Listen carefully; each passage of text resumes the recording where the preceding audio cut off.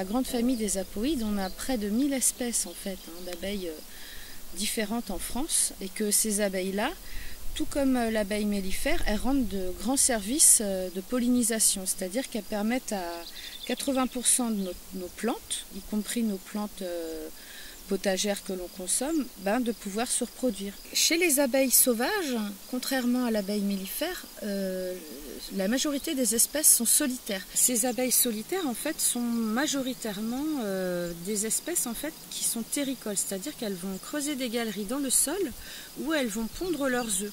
Et pour que chaque œuf puisse s'alimenter, elles vont leur donner une réserve de nourriture constituée de nectar et de pollen.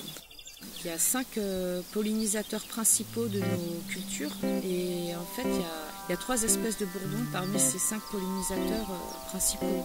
En fait ça sent un bourdon quand tu le captures, en fait qu'il a peur et puis il produit des phéromones et ça sent un peu le fromage, c'est bizarre. Et du coup en fonction des espèces ça sent pas la même odeur. Les espèces elles bourdonnent, elles font pas le même bruit quand elles bourdonnent, mais bon après c'est le commun des mortels, ils sont fous je crois, non ?